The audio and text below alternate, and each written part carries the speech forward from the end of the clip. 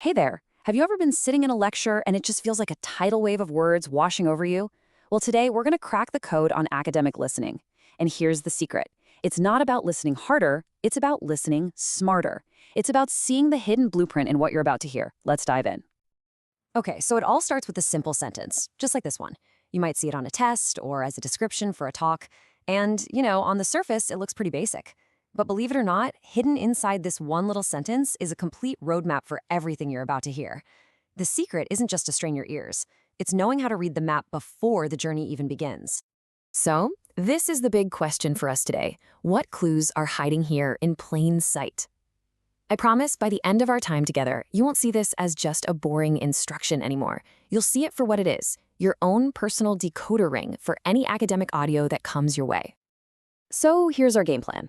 First, we'll quickly touch on why this kind of listening can be so tough.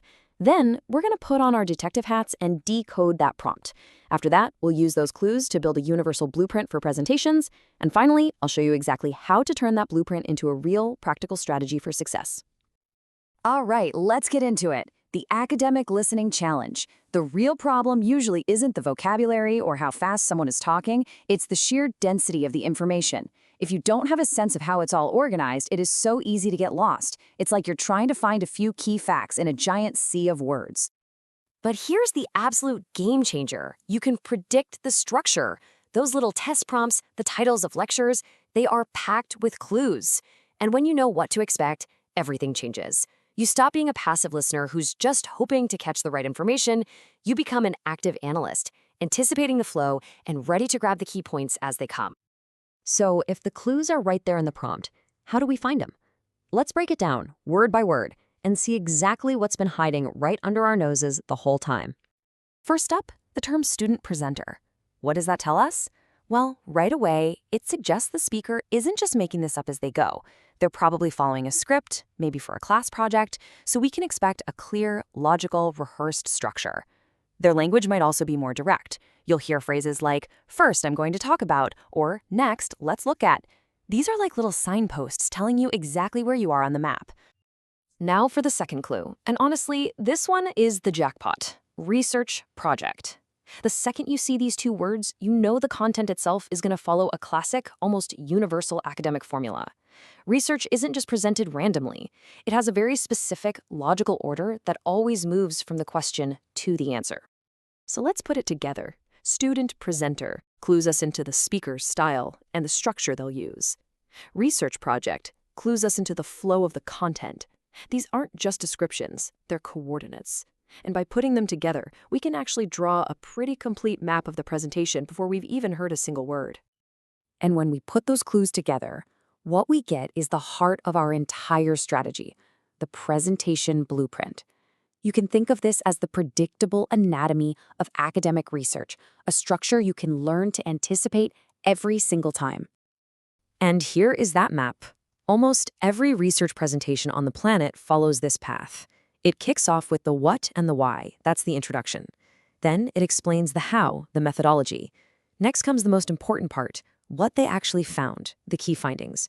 And finally, it all wraps up with the so what in the conclusion, maybe followed by a Q&A. You should really commit this flow to memory. This is your guide. And we can make this blueprint even more powerful by knowing the specific signals for each section. For instance, when you hear the intro, your only job is to lock onto the main research question. During the methodology part, listen for process words like survey, experiment, or interviews. When you get to the findings, that's your cue to listen for numbers, data, and key results. And as it winds down, you'll hear words like in summary or implications, and you'll know you're in the conclusion. These are your triggers. Okay, so we've got the blueprint. We know the structure. Now let's talk about how to turn this from a simple diagram into a powerful tool you can actually use. This right here is the fundamental shift in your mindset. A passive listener is just floating in that sea of words, hoping to grab on to something important. But an active listener, you've got the map. You know the destination. You're not just hearing, you're navigating. You're actively listening for that transition from methodology to findings. You're anticipating the conclusion. This whole process turns listening from a passive chore into an engaging, strategic activity. Now, you might be thinking, okay, this is a neat trick for an exam, but I promise you, this skill goes so much further than that. This is a fundamental strategy for understanding complex information in pretty much any context. I mean, think about it. That university lecture that used to feel totally overwhelming, now you can listen for its structure. A project update at your job, it's probably going to follow a similar pattern: goals, methods, results, and what's next. From professional seminars to even in depth news reports, this blueprint helps you cut through all the noise and get right to the essential message. So the bottom line is this: those prompts and titles are not just fluff. They are a blueprint handed to you before the event even begins. By learning to read them, you transform yourself from just a passive audience member into an active, strategic listener. So the only real question left is, now that you have the blueprint, what will you build with it?